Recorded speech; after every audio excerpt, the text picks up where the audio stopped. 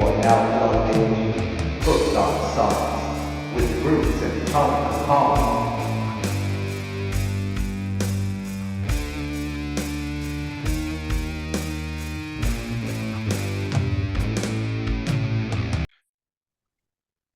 And we're live. What's up, everybody? Welcome to episode 102 of Hooked on Sonics. I am one of your two hosts, Bruce over here, and over there, as always, everyone's brother from another mother. And I do know it's everyone's brother. I took a poll, and everyone said, "You're their brother." Try to be, man. The Toe Capone. This week, it's a little bit of a fan appreciation, fan celebration episode. Two listeners gave us each an album. Sonny Pooni from the Growing Up Rock and Podcast Rock City podcasts gave us Ritchie Kotzen's Acoustic Cuts, and Dakota Sevy gave us Sleep Token's previous album. They just released an album last Friday, but the one right before that, that album is called Take Me Back to Eden. Tony's got a lot of catching us up on the last weekend with Sonic Temple. So we got lots to talk about. Before we get into that, Tone, how are you recuperating? Let me tell you something, brother. I am a little worse for wear. Never done a 4-day festival. The last time I did any festival, and you're aware of these because you probably maybe went to one or two here in Ohio, was Ozfest. And Ozfest Mm-hmm. was only a 1-day thing. This thing was 4 fucking days, man. And let me tell you something. I don't care if it was 65 degrees. The sun beating down over top of you is brutal. Sun tanning lotion is a must, but it's probably not going to save your life. Okay. It's brutal. Yeah. It was brutal. And I can tell you the first night that we saw Corn was the headliner, the big stage headliner. It got cold. It got fucking cold. I'm actually out. Oh, what did I do? I went to go get something to drink, or I went to go look at the merch lines or something. I went to go catch a band off to another stage. Kate was in the big stadium, and I said, I'll be right back. So she texts me and she's like, Tony, can you send me your when you get back, can I have your jacket? And I'm like, fuck all that. My jacket ain't even going to do her any good because my jacket wasn't even going to do her any good because it's a vest. So it wasn't going to keep her fucking warm. I mean, it's big, but it wasn't going to keep, it wasn't keeping me fucking warm. So I was like, looks like she made my mind up for me because I was going to buy her a shirt from the show. And lo and behold, I get up to the merch line and they had a Corn um, hoodie that says always a freak or something like that on the back and said Corn on the front. And $100 later, she was warmer for the rest of the show and she enjoyed Corn because my personal opinion, just my personal opinion, from what I saw of the headliners, the big headliners, Corn was the best in show. And I'll explain that here later. Yeah. I don't want to get too far deep into it. I do know that Yeah. we're going to go over some of that information during our "What have you been listening to" section. Yeah, and that's actually get ready to come up. So, I didn't pick up anything much this week, and I dove right into these two albums. Um, we just kind of decided we're going to dedicate this whole first part of the show for Tony to explain the whole event that was Sonic Temple. Tone, if you want, just kind of go ahead and paint the scene. What is Sonic Temple for some people that don't know? How is everything kind of laid out? I know there was multiple stages. How is parking? All that jazz. Okay, so Take it away. Sonic Temple is held every year right around the beginning of May. It was known formerly as Rock on the Range. I had never been to any in iteration of this event ever. Um, my main reason for going, and everybody knows this, was to see Acid Bath. Acid Bath has not been together in 28 years. And the realm of music that I listen to, they created two of the greatest fucking albums I've ever heard in my life with Pagan Terrorism Tactics and When the Kite String Pops. So getting to see those songs live ever was amazing. Um, I'll talk about that in a second. Um, but painting the picture, Thursday morning, we wake up, we probably leave out of here at about 9:30, and gate's going to open at soft open, they said at 10 o'clock. So um, we had VIP, which basically meant um, we had VIP stadium, which means we could go into the stadium and we could go into the VIP area. And inside the VIP area, there was a little other food options that weren't available out there in the regular area, the main area. And then there was also personal restroom type deal trailers that they kept pretty immaculate throughout that. I mean, I'm not going to say I didn't walk in and shit wasn't fucked up at one time, but it was worth it to have that. The other factor was there was a huge tent that was air conditioned. They were pumping air into, and inside that tent, you could see what was going on what they call the temple stage, which is the main stage inside the stadium, and then the cathedral stage, which is the bigger stage of the other three stages that are outside the stadium. So when the temple stage would go off, the cathedral stage would go on about 5 minutes later, and they would back and forth between those two stages.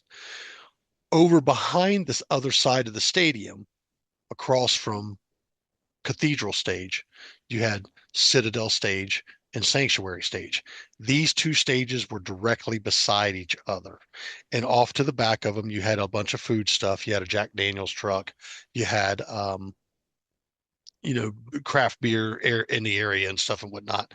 Plenty of bar sections and all that other good stuff. So, those two stages would go back to back. Okay. There were overlapping sets and you would run into that issue. Um, we saw a lot of bands. I think the best thing for me to do is to kind of go through some of my Facebook page information here to kind of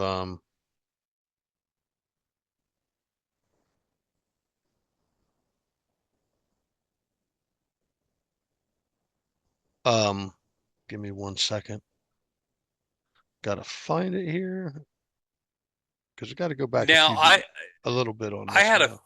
yeah, absolutely. So I figured that has a bunch of friends that did go to Sonic Temple. Kind of the mixed bag from their points of view. I heard from them that kind of traffic was a joke, that just the whole parking setup was a little lacking. Um, some people were not very happy about the lineup. Okay, so let me go ahead and explain. Let me go ahead and explain. Let me address those. Mhm. Let's go in order. Parking. Okay. So they would be talking about Thursday, first day of the festival. Um, this is along 71 to get off there in the Mhm. middle of the fucking day, right at the tail end of fucking rush hour. There's going to be issues. You're not going to get in right away. It's going to take a second. Leave early and hope that you get in the gates at a fair time. The Crimea River. Okay. I mean, I just you had to. We left early. We left about 9:30 and still got through the gates and didn't miss a damn thing we didn't want to see. What time Okay. did you actually get on? I When think did I you? think I think we walked through the doors at about 11. Okay, Okay. which would have been we were in traffic for a minute. I'm not going to lie about that. But that was Thursday. Hmm. Friday moved a little bit smoother. We weren't in traffic nowhere near as long. We're talking maybe 20 minutes tops. Hmm. Okay, so not bad. Got in early. We actually got in early enough that we were standing in the VIP line waiting to get in when they opened the gates. Okay, and keep in mind we left around 9:30 every morning. Um, so the parking mess come Saturday, Sunday, there's no traffic for people going to and from work. Yeah. We had no issues getting in and out of there for Saturday and Sunday. So I don't think it's fair to say the parking was a blah blah blah. Maybe one day it was. I can agree with that. My friend Gina had a hard time getting in, and I remember she had a hard time getting in. I was watching her Facebook. She was pissed.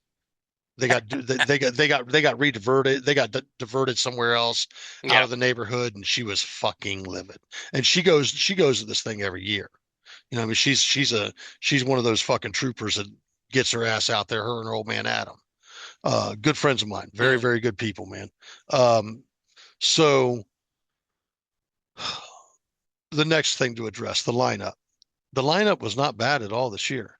However, it's not to say that there wasn't an issue that didn't pop up. Actually, two. Alice in Hmm. Chains fell off the bill. Yeah, I seen that they had canceled a bunch of shows. No, they didn't. I They didn't cancel a bunch of shows. Or Alice in Chains canceled a bunch of shows. Correct. I'm right. thinking. From what I'm hearing. My buddy Dave, who's a big fan, says that their drummer must have had it sounds like he Yep. had an incident. Okay. Yep. Yep. So, aside from that, Kate was having a hard struggle on wanting to see Crossfade and Incubus, and she was choosing the Incubus set over the Crossfade set because they both went on at the same time. hmm However, Incubus bailed off the set due to illness. So, with Incubus bailing off the set, or no, with Alice in Chains bailing off the set, Danny Weimer, who runs the whole promotion, jumped out on Facebook and shit and whatnot, social media, and reached out to Beartooth, who is a local band here locally. I guess they were down in Tennessee at the time, and said, "Hey, we've got a slot to fill. Would you guys like to come play it? We know you can't say you're replacing Alice in Chains, but man, we got a party going on here, and we got a slot to fill. You guys want to come up?" And the dudes came up. So a lot of Beartooth's respect. kind of a big deal. Yeah, they came up, dude, and it was like cool. I caught a bit of their set. They weren't bad at all. I've seen a lot of cool new shit to me. I saw a lot of bands I wanted to see that I didn't get to see. So let me go ahead and get into day one, um, so I can get us moving through the program here. Um, so day one, we arrive, and I believe the first band we see is Orgy. Uh, I'm a bit of an Orgy fan. Laugh at me, call me what you want. When they did their cover of Blue Monday, I thought they did a really, really good job of that, and I kind of liked some of their other singles after that. I picked up a few of their albums, and I love the few albums that I have. So I really did dig those guys. However, I really felt, and I'm going to say this, I really felt like during that time of their set, like the sound guy was just using them as sound check because Uh, they sounded horrible, dude. They I did was like going to say, they were their did levels really bad? they were their levels were not good, dude. It really hurt the performance in my opinion, and it really fucking it really kind of fucking upset me, man. So we would see Orgy and in the big temp and the stadium stage, hmm and we would stick around in the stadium stage through the next few bands, and that would be Orgy. Uh, I loved seeing them. Unfortunately, their sound was not up to par. Alien Ant Farm sound started to get a little bit better. Not a big Alien Ant Farm fan. Familiar with the hit, the hits or whatever. However, they didn't put on a bad set. Cool. 3 Days Grace. Kind of dig those guys. Kind of dug those guys when they were on the radio. And they put on a really great set. I thought they were really, really good. Um, Seven Dust. Never got to see those guys. And up to this point, I've never got to see any of these bands. Seven Dust put on a great fucking show. Lejean sounds fucking great. The band sounds great. If Seven Dust is touring in your area and you're even remotely a fan, go. Fucking go. They sound fucking great. Ginger. I've been aware of Ginger for a number of years now, probably the last few years, and my buddy TJ turned me on to him, and then my buddy Dave turned me on to him, who went to Sonic Temple with us. He was our road dog for the weekend, and fucking we go over to see Ginger, and she's about maybe a song into their set or two songs into the set, and they have fucking uh, issues. There's 10 minutes lost in the set because of sound issues or some shit that was going on. And Yeah. it, it was just like, okay. So I stuck around to catch a couple more songs, and then I moved on to go over to see check in on Kate, where she was sitting holding our seat at the stadium, and go get see Bad Omens and then Corn. And Corn, during Corn's set, the stadium was full. Full. I'm talking outer, inner, Mhm. full from beginning to end in the cold.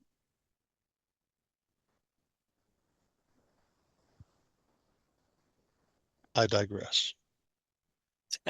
We come home, jump in the shower, get ready for day two. Day two, we are Friday. This is the big day for me because I'm finally getting to see Acid Bath. Uh, Start the day off with Overkill, one of my favorite bands, one of my favorite thrash metal bands. I will always love Overkill. I've seen them more times than I could probably count. Met Bobby Blitz, really fucking nice guy, really appreciative to his fans. Cool fucking cat. Great show. Exodus, never saw those dudes before. Fucking kicked ass. Testament, never saw those dudes before. Been a fan, kicked ass. Suicidal Tendencies, they're not tattooed on me because I fucking hate them. They were fucking phenomenal. They were fucking phenomenal. This was the shortest set I've seen from them, and I've only seen them twice, but it was it was banger after fucking banger after fucking banger. They were on fucking money, dude. Now, Um, correct me if I'm wrong. Was it their singer's birthday? I don't know if it was Mike's birthday or not. It might have been. Okay. I don't recall them saying anything about it. Okay. Um, then Acid Bath, phenomenal. If you're getting a chance or even remotely in the area to see one of the Acid Bath shows and you're a fan, just go see it, man. Just don't fucking dilly dally around. It's worth it. And they played a very short set, in my opinion. I could have listened to much more. A little bummed Half out that hour, half hour, about 45 about minutes. 40 minutes, man, I want to say. Okay. So they started to go into Venus Blue, but I think they closed off with Dr. Seuss. And I was a little bummed out by that because I really wanted to hear Venus Blue. Hmm. But if they do any kind of a fucking tour, man, and they're in the area, I'm definitely going to go see them again. Then we caught a little bit of Alice Cooper from the VIP lounge. So in the VIP lounge, we have the big monitor in there, and it was good, man. We had a good time there. Then we stepped outside of the VIP lounge uh, and over to the side of the stadium as we were heading up to go see Metallica. Off the side of the stadium stairs, we watched Hatebreed set, which was fucking phenomenal, and then Metallica. Um, I might be speaking out of turn, and I apologize if I am, but in the Sonic Temple app, you have the schedule of when bands are supposed to start and when they're supposed to end. I could be wrong, but I'm going to tell you right now, I wasn't inebriated in any way possible when this went down. I think Metallica went on a half hour late. Their set, according to schedule, was 10 minutes short. Half hour late, 10 minutes short. And they had 15 minutes of pretty much dead air time throughout the whole set. If I Dead was air, huh? if I was a Metallica fan and I could only afford to go one day and I went and seen that show, I'd been pissed. I would have been upset. What was up with the dead air? Were they just trying to get guitars figured out, or? Dude, I don't know. It could have been sound issue things. Like It was not, and I will say this. It was because of that I didn't go see the other set. If I really want to see Metallica again, I'll go see Metallica again. But that was a huge disappointment for me. I won't say that I'll never see them again. I won't say that. But it was a huge disappointment for me. It was like the first time I went and seen Black Sabbath. Ozzy's voice went out 3 songs in Yeah. at an Ozfest, and it was just like, God, man, I've been waiting to hear those songs for years, years, and it Yeah. just wasn't. It was kind of sour, dude. But needless to say, um, they sounded good. Kirk is not on the money anymore. There were some errors I heard in some solos.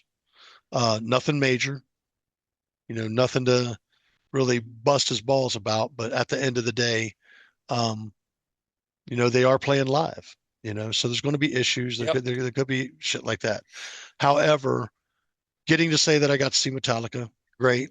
I heard some great songs. They did a good set both nights. It looked like because I didn't see the second set. But it was because I felt like I got robbed of an hour of Metallica playtime where I could have probably heard a bit more. I said, on the second time they come through, I really want to see Power Trip. And my buddy Dave wanted to see Arch Enemy, and he was kind of in agreement about wanting to go see Power Trip. And we were just like, fuck it, we'll skip the Metallica set. We'll go over catch Arch Enemy and fucking Power Trip, and then we'll go home. And that was on the last day, but I'll get back to that. So um, day 3, we're a little sunburnt, we're a little worse for wear. So we decided to hang out in the VIP lounge for most of the day, and we sat in there, ate some snacks, drank some drinks. Probably did a little more drinking than we did the other 2 days. Hung out, and we stepped out, or in the VIP tent, we saw Sick Puppies, we saw Of Mice and Men, we saw Trivium, and then we stepped out and caught The Devil Wears Prada, and finally Crossfade for Kate and I. Um, then we left early because we didn't want to see Linkin Park. None of us, we all agreed we didn't want to see Linkin Park. Um, Call me the bad guy. I'm not a Linkin Park fan.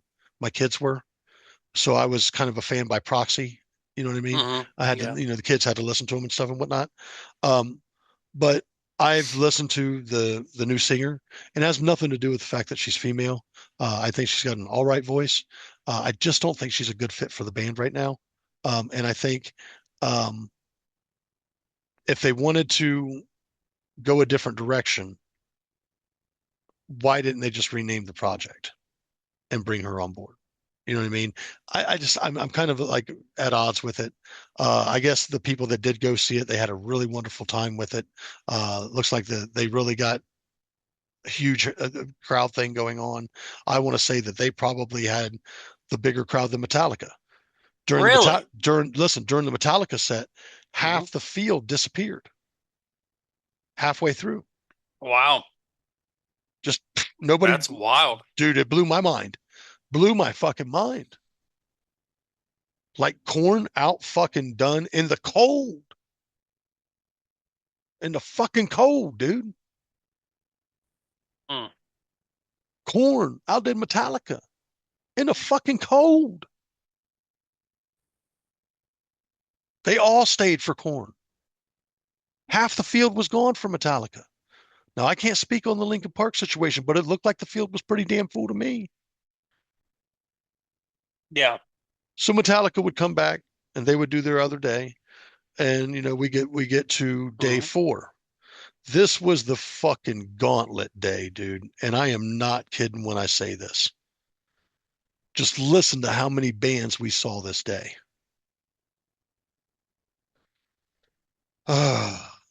We started the day off with Corrosion of Conformity. This would be my first time seeing them with Pepper Keenan. Okay. Phenomenal opener at the big stage. Then we would stay at the big stage for that and Cavalera, which was fucking phenomenal. Uh, then we would go behind to the two stages that were behind the big stage, and we would catch local boys here, death metal guys, sang with Sugabog on stage, and they put on a fucking killer set. They did the murder ball situation where they take a football, throw it in the crowd, and says whoever has it at the end of the song gets a free piece of merch. Dylan Oh come out, boy. or no, Devin come out, and he was like, "This next song's about getting dragged by a truck. It's called Dragged by a Truck." And I about fucking fell out right there, dude. Fucking fell out right fucking there. So um, from there, we would run back into the fucking temple to catch Chevelle's set. They put on a pretty good set. We would run back out of the temple to go over to see Obituary. And this was my first time seeing them. They were fucking phenomenal. First time seeing all of these bands up to this point, aside from Sanguine Sugabog. Uh, let's see. Then we would stick around and we would see Guar.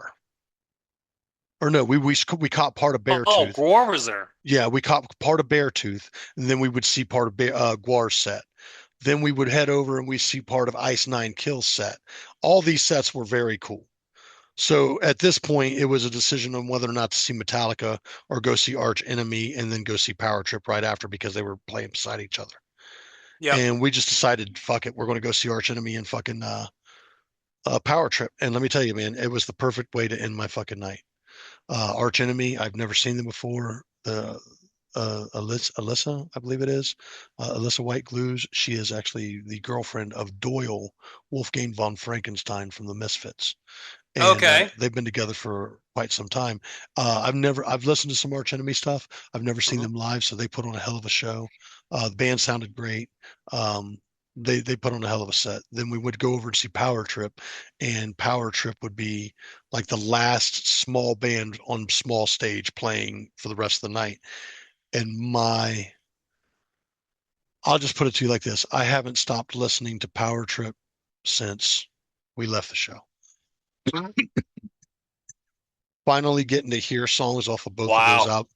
Finally getting to hear both songs off of both of those albums has been a huge, huge thing for me. I was torn between seeing them and seeing Metallica to see Metallica's full other set, but I have no regrets. I have no regrets, dude. There you go. None. I looked at Metallica's set, and the songs that meant the most to me were not on that set.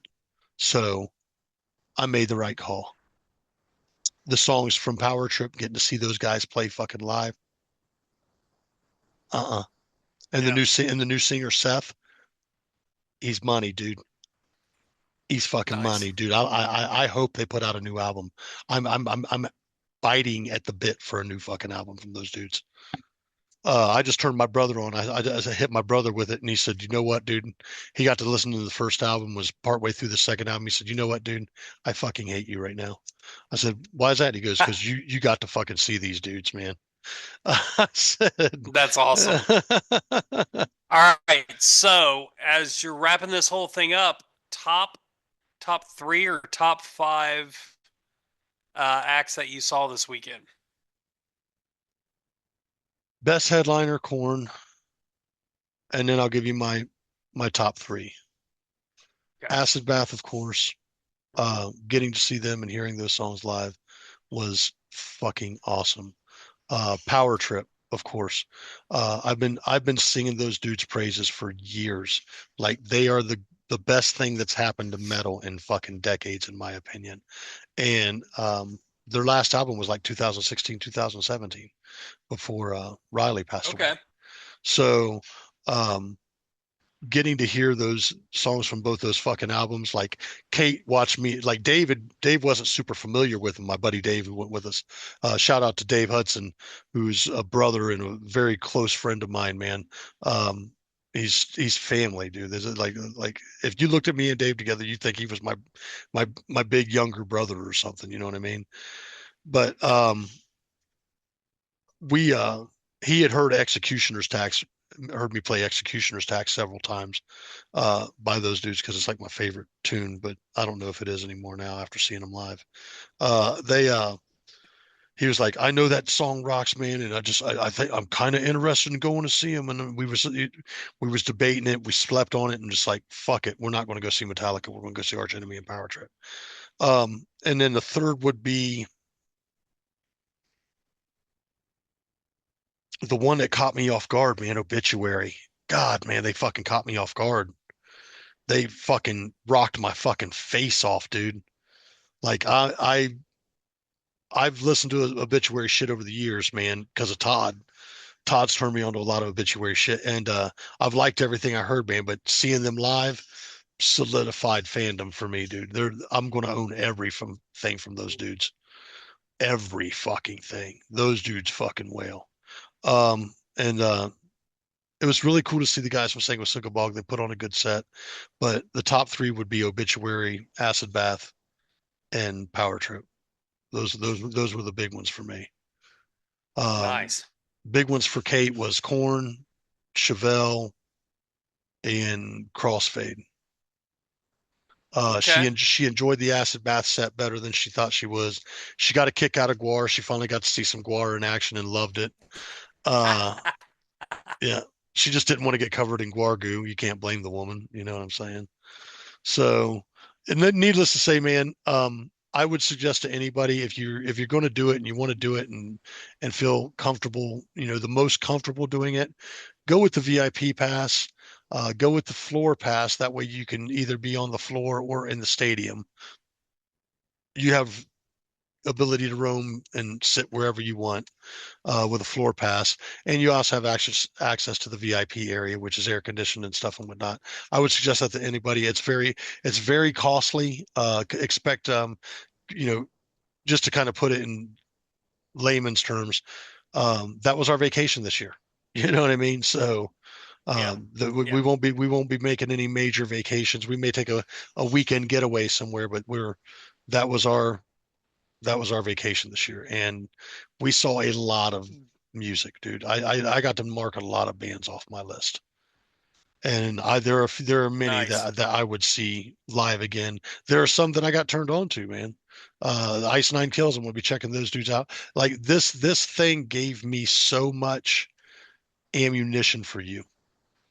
Like, and it also reignited my fucking love of death and thrash. Like my flame was dwindling and dwindling and dwindling.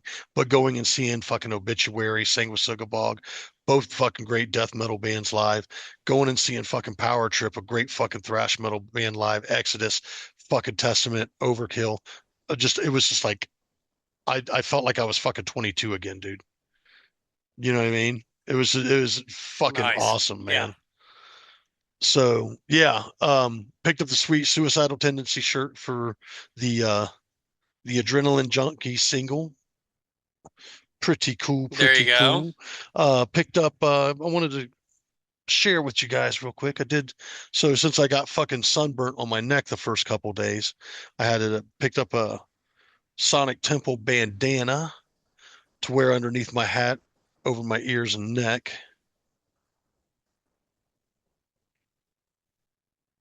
That looked pretty cool. Yeah, it does indeed, man. And Sweet. then I also picked up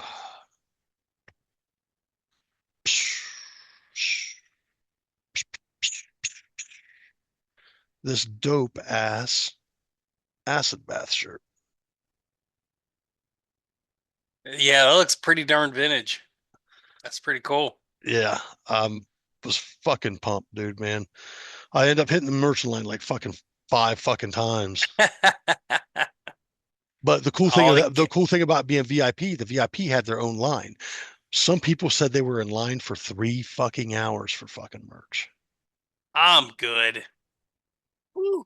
Dude, VIP line, I was up in the line within 10 minutes. Yeah. Yeah. Wow.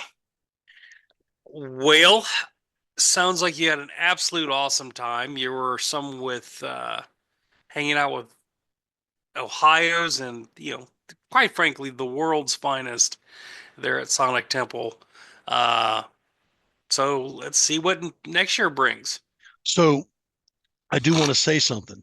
Mhm. Um, my buddy Clint over at the Epitome of Stupidity podcast somehow has a line with being able to give away tickets Mhm. for Sonic Temple. I'm going to reach out to him and ask how he managed to get that. If I can work that out for us for next year for the show, Yeah. I want to work that out for some of our fans on the show. Yeah, that'd be awesome. And then what was the other thing? I attempted to take some of our stickers and our business cards, but Yep. I ended up leaving them on the fucking table here by accident. However, Of I did course you did. stop. However, if I do decide to go next year, I've seen some things out there on the interwebs where guys were kind of interviewing people going in and out of the show, talking about who they wanted to see and stuff and whatnot. I think I may do that if I go next year, dude. Something Be a really good fucking idea. cool. Yep. And then and that Yeah, man. at that point I'd give away stickers and shit and whatnot. Yeah. Yeah. There you go. I Well, wasn't prepared for that whole fucking deal right there, man. But but yeah, look at next you. year, You killed it. I observed, I observed and reported. That's my job. I'm the man on the scene. That's right. And you are the man of the people. And thank you for that 2025 Sonic Temple update. Phenomenal, wonderful time. If you're ever thinking about doing it, man, I didn't think I could fucking make it, but I have no regrets. It was a tough fucking run, but what I got in return, the experience and everything that I got in return was well worth it. Yeah. Well, cool. Well, yeah, look, you did a lot of talking there, so I know you're parched. I know you're thirsty. So let everyone know what the hell are you drinking tonight to help quench that thirst. So going to the festival, you know, Tone is a big fan of collecting cups from the festival. And of course we love Tone loves lemonade. So Dave and Tone grabbed some lemonades while we were there, or Dave actually grabbed them for us. And this is a new lemonade cup that you'll be seeing on next season. This is a preview. This is a Oh preview. man. And if you ever see the lemonade cup, what's that mean, Bruce? You tell me, I forget. If you ever see me with the lemonade Mhm. cup means that night Tony is drinking bourbon and lemonade. Ah, see, You know better, see. Bruce, is he? And you know it's Uh, you know what you want to know what's great? You want to know what's great? I got you one too.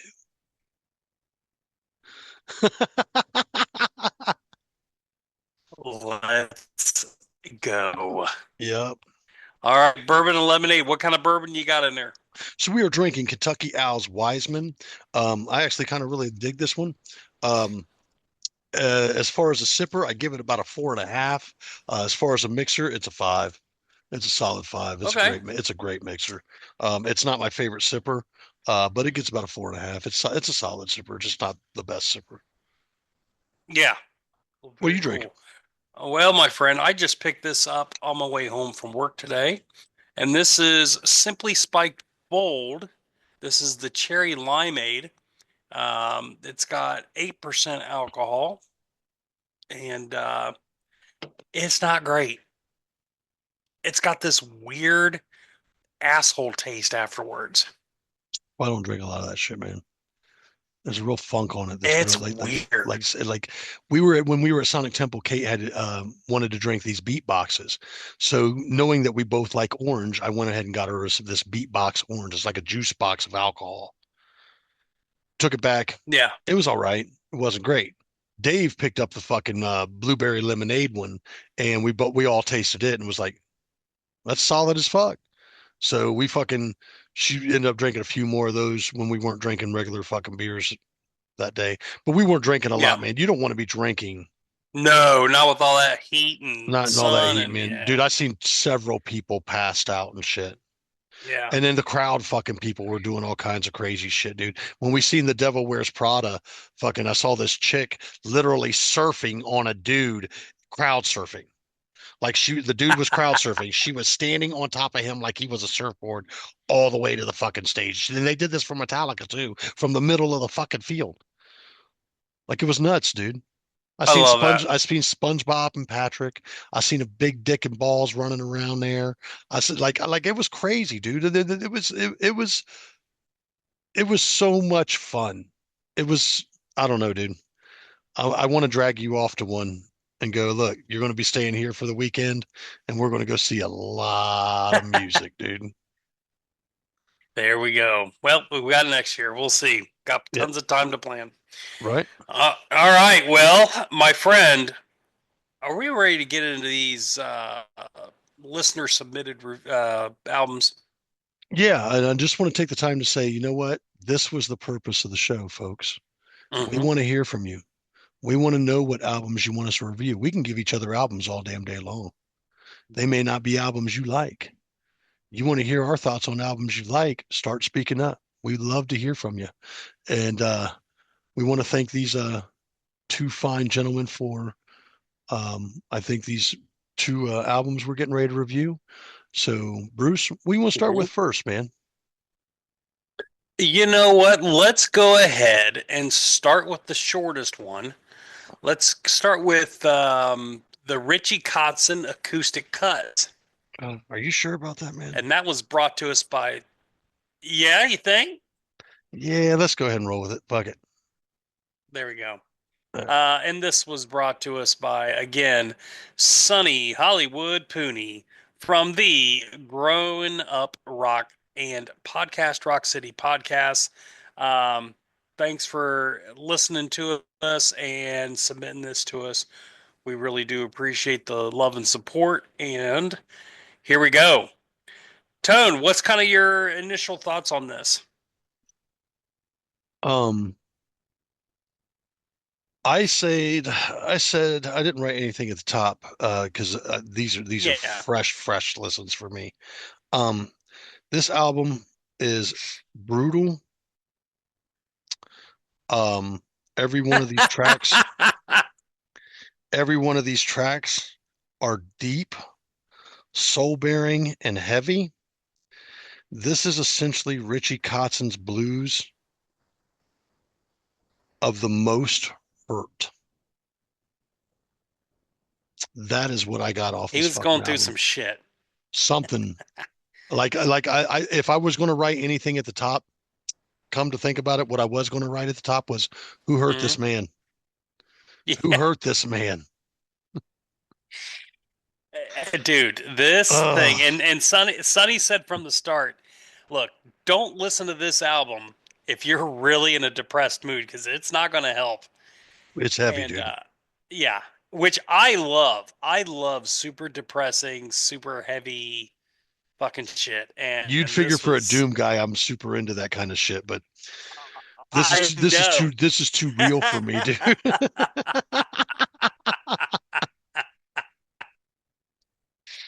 Oh, I This love is it. too fucking real for me, brother. My I thought it was so. Some of my initial thoughts was this album was a real surprise. Ritchie is kind of known as a guitar guy and a very good guitar guy. However, the focus on this album was not the guitars. It was really the songwriting and the vocal performances that really shined on this album to me. So, um, it kind of now I'll get to it a little bit more, but that's kind of like this was definitely a pleasant surprise. So. I would agree with you in regards to that statement that you just made, just because I know Richie is a great guitar player as well, obviously with his time in the Winery Dogs and whatnot. Mm-hmm. However, um, I kind of expected more of the playing on this album, but there are some songs where the playing really does shine through. Just he's not overplaying on a lot of the songs on this album. Yeah, there was no guitar solos on this at all. Right. There was a few little flourishes, but this was just a straight. I'm sitting on a fucking stool, and you're gonna hear every word I have to fucking say. Type album. Yeah. Yeah. All right. Let's see. First song is "Change." What'd you think? So this was a good opener. I love the lines in this tune. Really good lines, great lines in this tune. Um, once again, that goes back to the songwriting and lyric writing and stuff and whatnot. I gave it an A. Mm. Yeah. I said pretty much similar thing. I said this is a really nice opener for this album. I love the line in there. Nothing's gonna change until you change, Exactly. and no, I mean nothing could be more true. His vocal delivery on this was very soulful. The guitar was just there for the ride. It wasn't overpronounced or anything. Um, and there's also another line in there I wrote down as your shadow won't keep you warm. Yeah, I remember that. So yeah. So once again, that book goes down to Hmm. the great lines that were in this song. Yeah. Yep. So I gave it an A as well. Really good opener. Good deal. Track number 2, what is? Let's see. Notes on this was wow, his vocal delivery on the chorus is just amazing. Such power and control, and again, that soulfulness, that little bit of rasp in his voice really shines on this entire album, but especially this song. I gave it a solid A again. Kotzen has a voice very similar to Chris Cornell. Yes. Very much Yes. so. Very much so. I gave this one an A as well. I said it's a song about self-reflection and projection, showcases his vocal range. Hmm. So yeah, I gave that an A as well.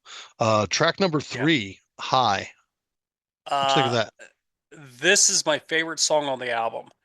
This could absolutely be a country hit today. There is no doubt about it. It's catchy. It's sing along. The message is so good. Absolutely love this song.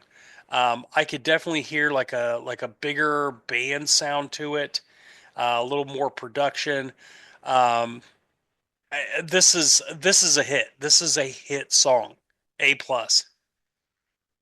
I gave this one an A plus as well, and I would have to agree with you. It is my favorite track on the album. Mm, I love this tune. I felt like this before in my life. Um, this is a solid fucking banger of a fucking track and a standout on this whole album. yeah.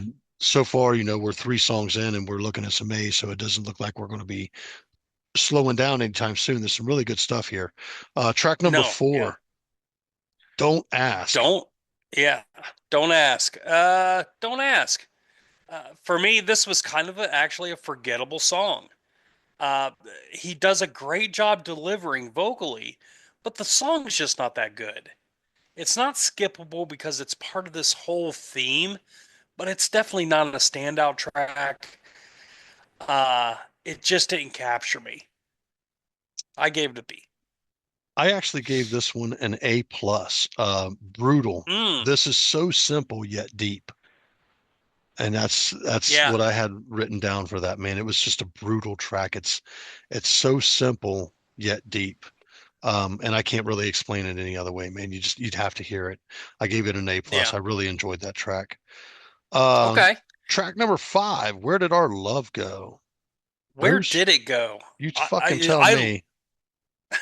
I looked everywhere, and Tony, I think you took our love away. Ritchie didn't really know either. Um, I really like this song. I like the way that the little run up on the guitar matches up with his vocals. Like how he was singing it, it kind of mirrored what the guitar was doing. Um, where he says something like, I don't want to feel anymore, and how the guitar goes in with that just a little more attack on the guitar on this song. I really dug this. I gave it an A. I actually gave this one a B. Mm, I love his playing here. It's some of my favorite playing on the album, yeah, but the song just didn't hit me like the rest. interesting. Yeah. Vocally, the delivery just kind of didn't. It kind of missed me. But the playing here is phenomenal. Mm, However, I wasn't really feeling it, man. And it's not that it was a horrible song, but it didn't stand out like the rest of the album to me. So I gave this one a B. yeah. Yeah, I get that. But yeah, I think you're right though. I think the guitar on that song in particular really that was one of the highlights from guitar playing On the on album this for sure, was for sure. yeah, yeah, absolutely. Next up we got Rust. Tone, what'd you think? I actually gave this one an A. I said it's another deep Hmm. song about loss. There's only rust in my eyes. Yeah. I dug it. Uh, I love that line. Tears won't do me no justice. I've only got rust in my eyes. What a cool line. And it's singable. Again, these are catchy fucking songs. This is a really it's a great breakup song, and again, the chorus is super catchy. Solid A. Ritchie Kotzen's a hell of a songwriter, dude. Come on, you don't end up in a Yeah. band with fucking uh, you know, give me a second here because caught me off fucking guard. You don't end up in a band with fucking Mike Portnoy and fucking Billy Sheehan and you're a fucking suck ass. You know, it does. You got to understand. Kotzen is a phenomenal songwriter, singer, guitar player. The guy is fucking Hmm. good, man. Yeah. Let's see. Next up is I Would. Which thing? I would. I gave this one an I gave this one an A. Another deep track about self-reflection. I would, Hmm. but hey, man, I won't. Yeah. That was pretty much the cool vibe of that shit, man. Yeah. I would, but I Yeah. won't. Yeah. Man, I gave it an A plus. This is another absolute standout track. Very moving vocal performance, awesome lyrics. All about I would really like to try to make things better, but it's just easier to just let them be. Um, he knows that there's a problem and really wants to, but just can't get over the hump. I really felt the hopelessness and the desperation in this song. So cool. I get it. I It's get so it, cool. man. It, Track number 8. You got a fire. yeah. I gave this a B. Gave it a B. This is kind of a wonky song. Get the guitar and his vocals really don't match up, and it just feels off and or distorted. And his vocal performance is top notch, but the guitar work on this is just it was weird. I didn't like it. It's not skippable, but it's just something was off on this. Okay. I gave it a B. I gave this one an A. I said it's an ode to a woman torturing him. He needs her warmth. Um, I dug it, man. It was on the cusp of a B. I can get that. It was on the cusp of a B. It's not one of the super standout tracks, but I dug it well enough to, ding it with the A. Yeah. All right, track number 9, Don't Want to Lie. What were your thoughts on that? I dug this song a lot. Basically, it's a story about, um, you know, they know it's not going to work out. Maybe we could be friends, and just that whole back and forth with all that. Um, I love very cool story, uh, very powerful vocal delivery. Um, and I hadn't mentioned it really until now, but the falsetto that he uses, it's not overdone. It's in a tasteful way, Oh yeah. and that it really shines, especially on this song. Um, it's just a really appropriate. Um, Again, he does that thing where his vocals scale up, they match, they mirror with the guitar in some of these parts here. I really dug this song a lot. Gave it an A. Solid.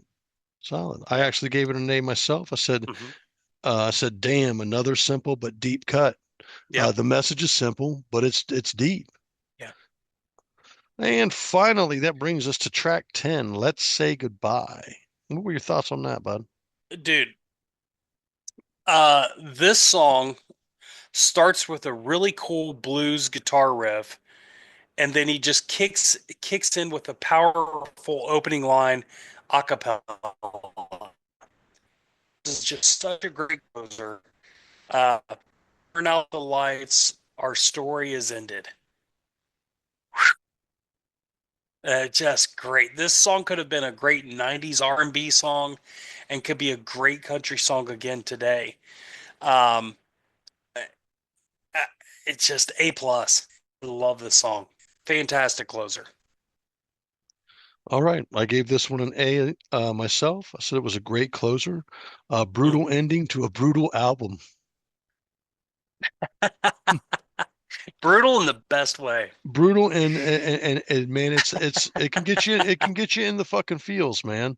And I would have to agree Yeah. with our friend Sonny that this is not an album you want to be in a bad headspace listening to because it's pretty fucking deep. It's pretty fucking emotional, man. And um, there's a lot being said in this album. Yeah. So with that being said, Bruce, Hmm. you have any more thoughts on it? Yeah, just a couple more things. This record really felt like it was done in like one take or one session.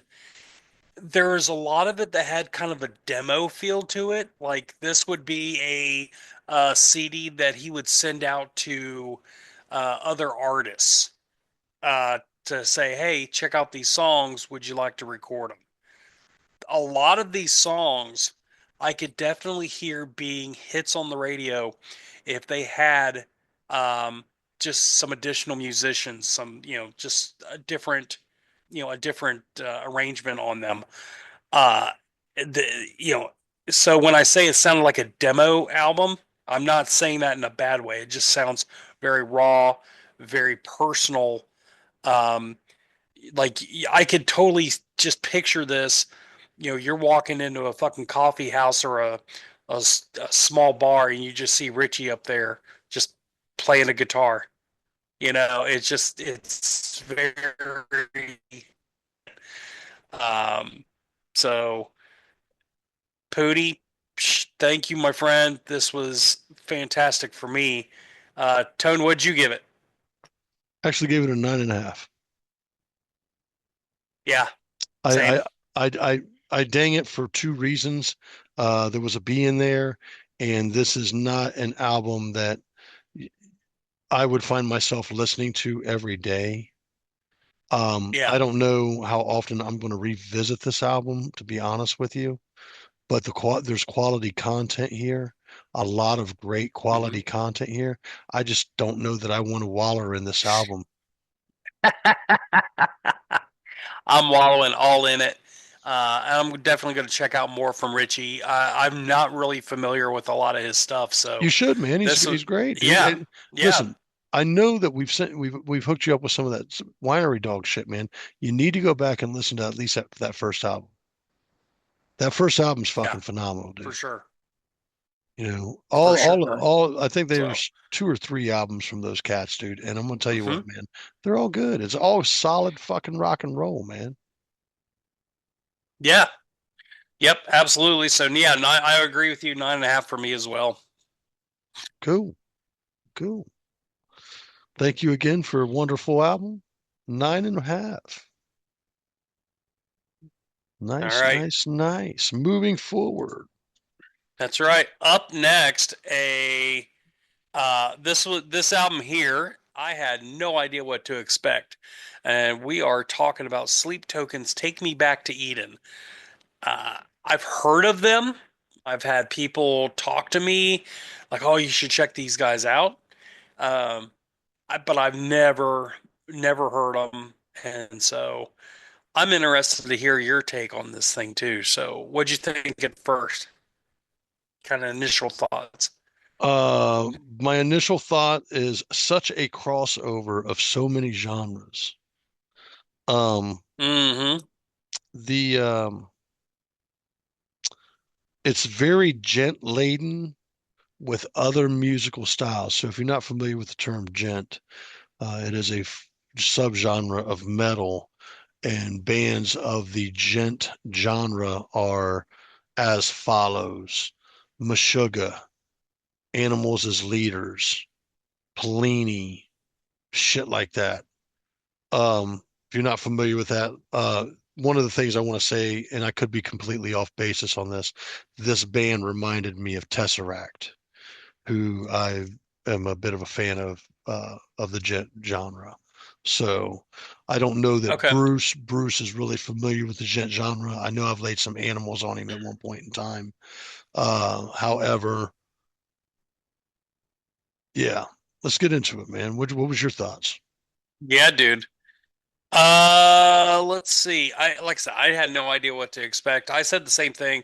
Definitely a great blend of like a lot of different genres. Um, his voice, it took me a minute to adjust to his vocal stylings. It was like, oh, okay, this is what he is. Okay, interesting. It took a couple songs for me to get warmed up to his delivery. So, um, see, track one, Chokehold. What'd you think? I gave this a solid A. Hmm. Starts ambient, then cranks the throttle. Nice opener. Yeah.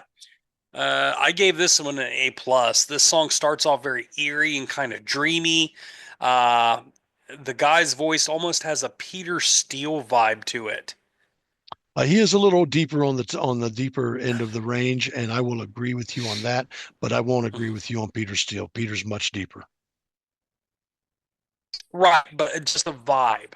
I didn't say he I can sounded listen. just like it. Just a vibe to I it. can Yeah. understand that, and I'm going to tell you, we will get into how much I love this fucking dude's voice into this album. Yeah. So let's keep on fucking Uh, moving. yeah.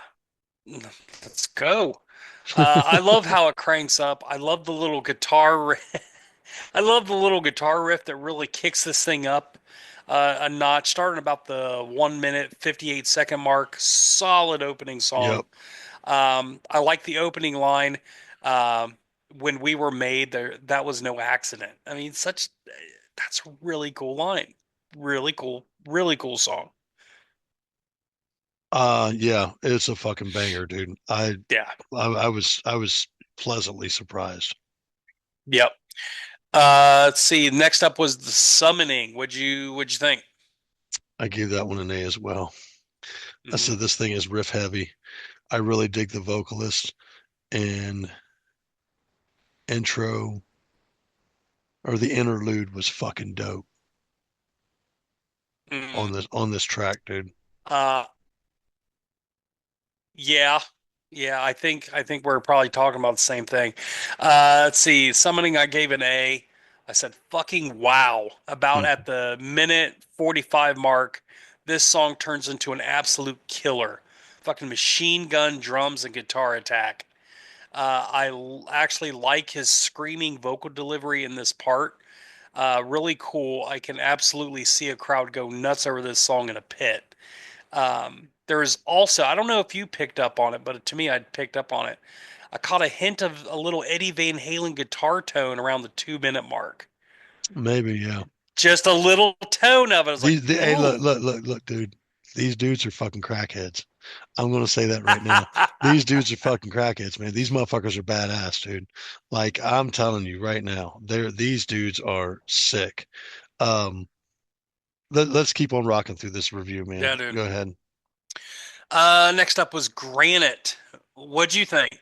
I gave this one an A as well, man. Another Okay. ambient type tune. Then it hits this hip hop feel, like it goes into a trap beat, and this is something that is fluid throughout the album. It hits a hip hop feel, Hmm. but it feels different. It's like a pop metal hip hop type feel thing. It's really weird, man. The way that it's all crossed over. And I was just like, what in the fuck am I hearing right now that is just sonically appeasing to my ears? Like, so yeah, I gave it an A, man. Yeah. Or no, I'm very. I gave Granite an A plus. Sorry, I missed the plus there. Oh, okay. Uh, well, I actually gave it a B. This, and I put it here. This is more of a rap song than the others so far. Until about the 2 minute 30 second mark, where it gets that more industrial type feel. This seems like a cool song about two people that are horrible for each other. Um, the guy really thinks they're better for each other than what she does not. Wow, I don't know what I had a stroke when I typed that. I guess uh, it's a good song. It's not a great song. Okay. So we It's a good defer on song, that a not a little bit. great song. We defer on that a Yeah, little a bit. little bit. Track number four, Yeah, Aqua Regia. What'd you give that one?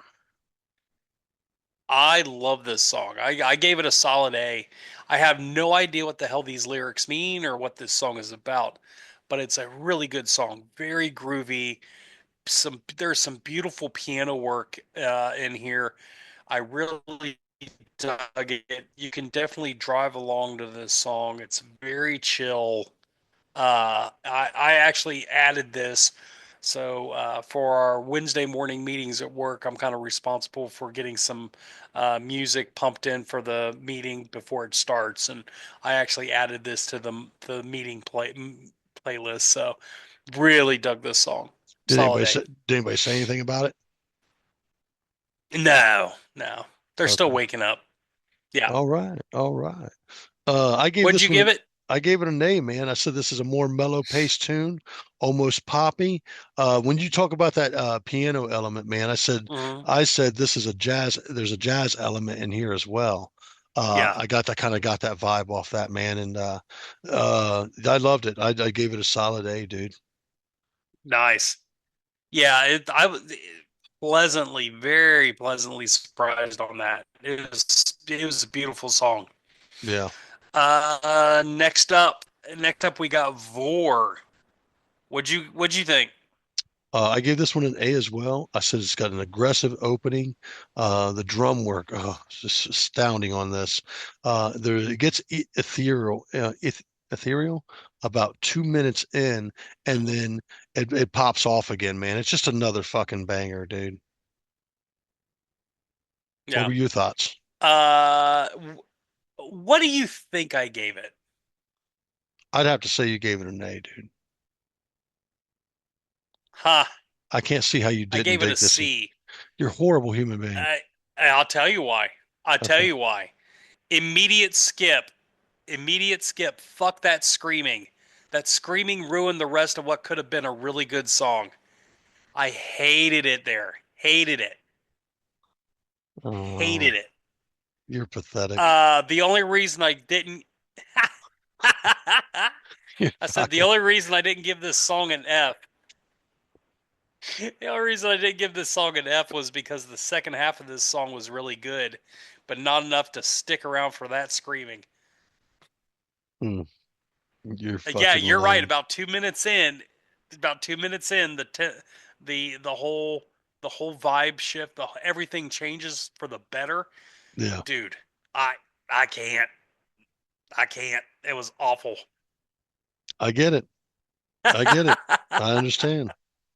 Track number 6, Ascension. Give me a second here. Ascensionism. So, Yeah. Ascensionism or something like that. So Yep. you're sending ism, something like that. What'd you give that one, dude? I gave this a solid A. It's a really nice, soft piano start. Um, the vocals really match the tone of the song. It's very soft, very delicate, and then turns into a more modern style rap song. And then about the 4 minute mark, it gets that harder edge to it. Um, it was really interesting about this band. There's such a blend of different genres, and they really do make it work. It doesn't feel forced. It doesn't feel like a hodgepodge.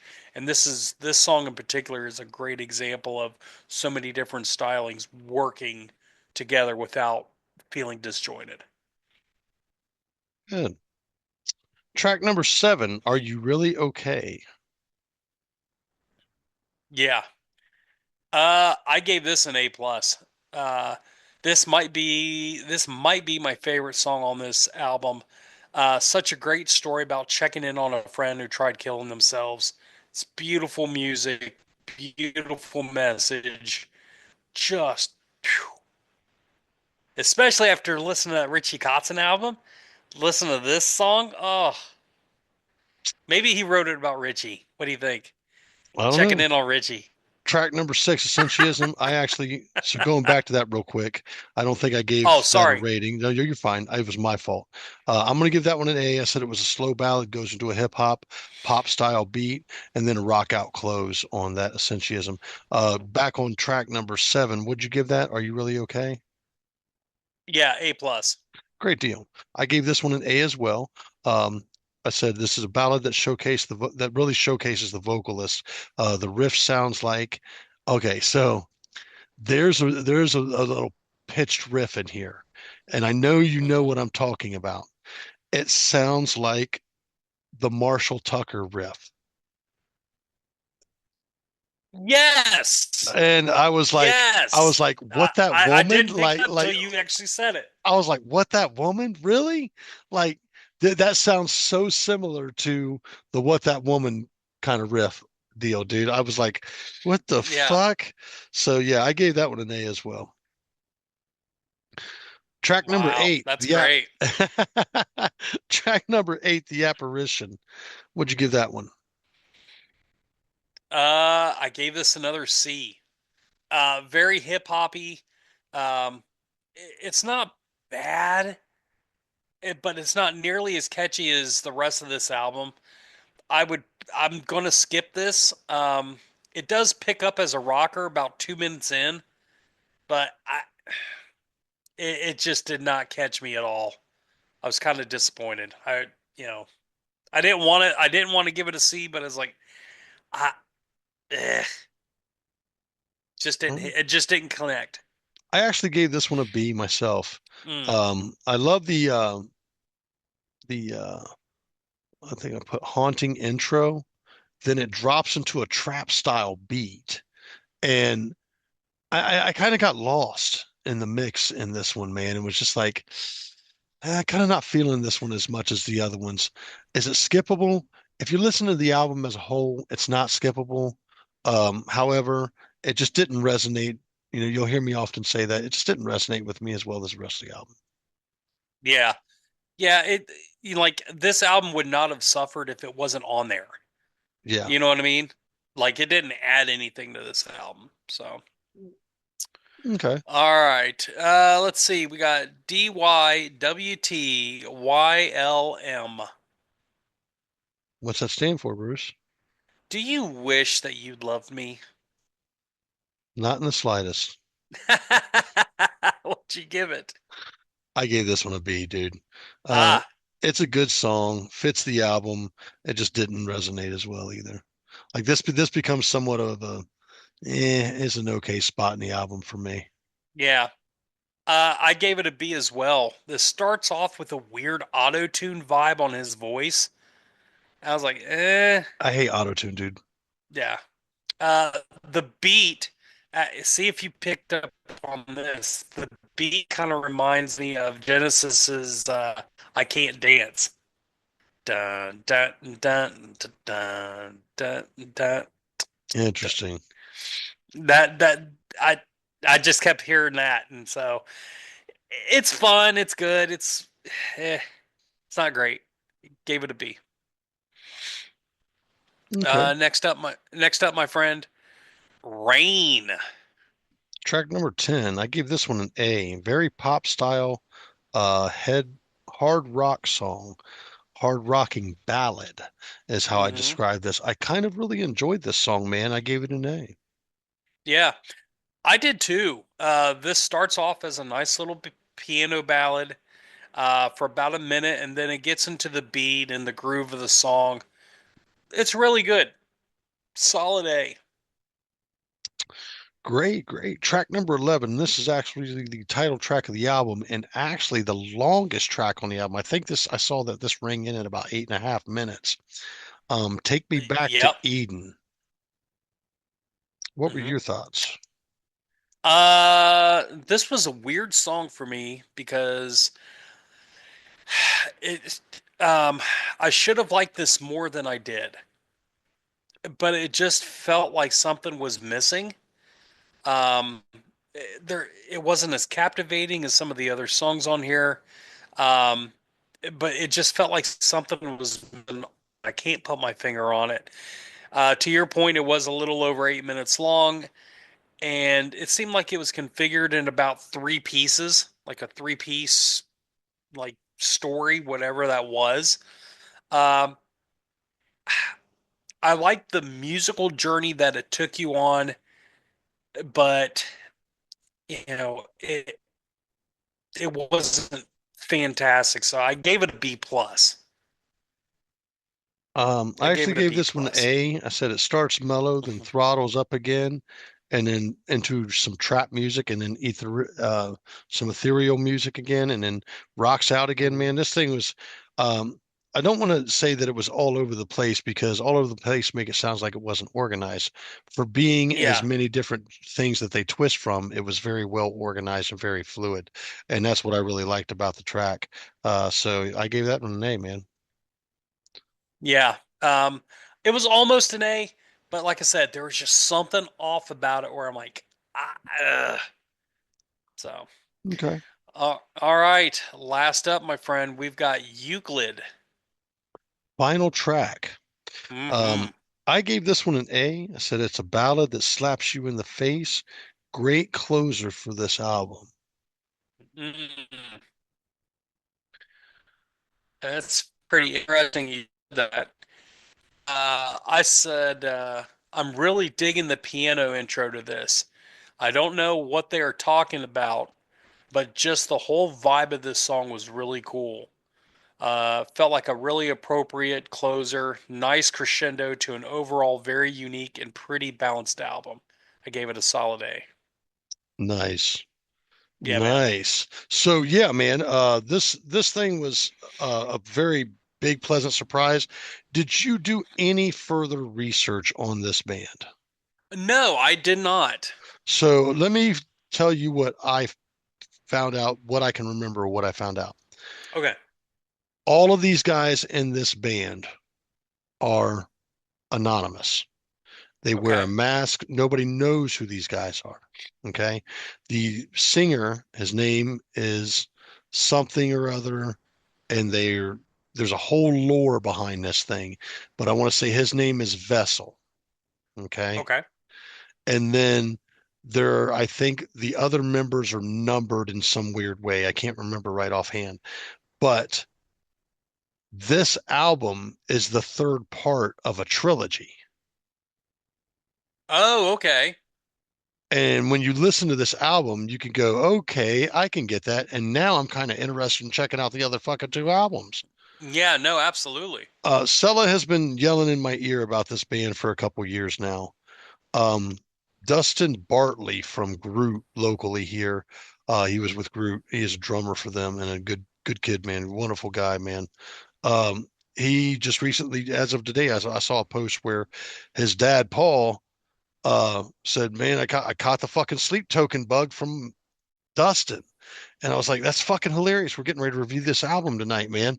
And it's like, I'm four songs in when I see this, and I'm going, "Wow, these dudes are fucking very dynamic. They're very there's a really cool fucking thing going on here, and I'm personally I'm here for it. I'm here for it. Yeah, dude. I'm here for it. I want to check more out. I'm into this kind of music. It really No, reminds me me of too. some really cool. Really reminds me of some really cool gent with some other genres mixed in. But it definitely feels like it's rooted in gent as Hmm. far as the metal part of it. So Yep. I dig it. What'd you give it, Bruce? I'm gonna give it because there was a couple brutal things I didn't like on there, a couple skipables, but the majority of this album is just killer. I gave it a solid 9. It's fucking hilarious. I gave this thing a solid 9.5. Ah, Two 9.5s in a row, man. I loved this thing. I yeah. thought this thing was fucking. I need to cop this thing. I need to stick it on a new memory stick so I can listen to it in the car because I want to hear this thing in a really nice dynamic range with some good solid speakers. This thing is a fucking banger. Yeah, man.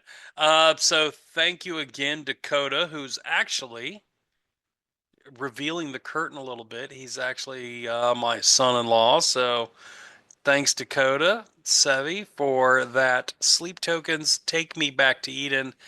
And again, of course, thanks to Sonny Pooni from the Growing Up Rock podcast and the podcast Rock City shows, respectively, for that Ritchie Kotzen's Acoustic Cuts. All Tone right, next week. hold on.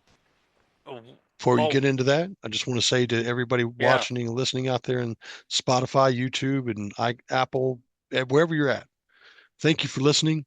Please remember to like, comment, subscribe. You want an album reviewed? You just saw we did it for a couple people. We'll do it for you too.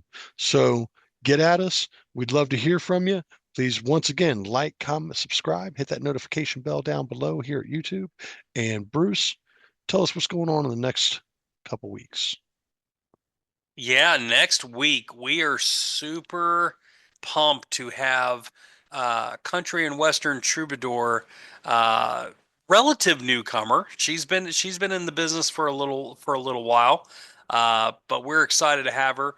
Next week we're having India Ramey come on to talk about her career and her latest album, Baptized by the Blaze. So make sure everyone check that out next week. Looking forward to that, man. We caught her on the other side of the venue at the Dictators, not Dictators, but the Dick Handsome Manitoba Dick show, Mantle. Yep, Handsome Dick Manitoba show. Still got that's right. nice. Did you pick up that at the show? Yeah. I didn't realize you had picked that up. Oh yeah, baby. Mm, Grease mm, lightning. nice, nice. You got all your shit signed too, didn't you? Yes. Good, good, good, good. Is he going back out on the road anytime? Yeah, he just come back from Spain. Nice. Yeah. Fucking nice, dude. Our friends, the dictators, are currently on uh, the Little Stevens Underground Garage cruise, with a lot of cool bands on that. I wish I knew about it sooner to try to get on that bad boy. So, uh, hopefully they're sailing away, rocking out, and having fun. After this festival thing, me and Kate and I discussed the ideas of possibly going on a fucking rock cruise or something like that. Hmm. Country cruise or something like that. Yeah. Yeah, so fuck yeah, man. Yeah. And what so we have India Ramey, Mhm. that's going to be the episode 103. 3. We'll be Hmm. reviewing what album she gives us, which will be episode 104. Uh-huh. And then episode 105 is the season closer. Hmm. All right. Correct. You heard that here. That's the schedule. Let's see if I can remember it. Um, Don't worry, I've got it written down. And we've um, got some very special guests coming up for that season finale episode. We're not quite ready to reveal all that yet, but that'll be coming out. Stay tuned. It's going to be a blast. oh, quit. It's the panel. We've been referring to them as the panel. Yeah, they're a panel. They may become the panel. I don't know. The best panel. You're an idiot. Thank you. Hey, Guar killed him this weekend. Ha! They That's killed funny. him, Putin, and fucking gave Taylor Swift an abortion. Oh Jesus. These motherfuckers come out like, is abortion legal in Ohio? Jesus. Uh, There's video of it out there, dude. Go out and I'm catch it, man. Sonic Temple was fucking nuts, dude. Kate's friend that showed up when they went on, she was just mortified, dude. You've heard the term clutch your pearls. This chick double clutched her yeah. shit like I can get that. I can see. They're not for Gore is not for everyone. no, they were fun though. They're always fun. That's I love awesome. Guar. Yeah. Yeah, man. Other than that, dude, great episode tonight. I want to thank the our guests for the wonderful albums we got the opportunity to review. You got an album you want us to review? Remember to shoot it through, man. We want to hear from you. Other than that, Bruce, anything you got left to say before we leave? Nope. Thanks everyone, and again, stay tuned next week for India Ramey. Should be a really exciting and fun conversation. Cool deal. I'm Tone, I'm Bruce. and we are hooked on Sonics, and we will see you guys next week. See ya.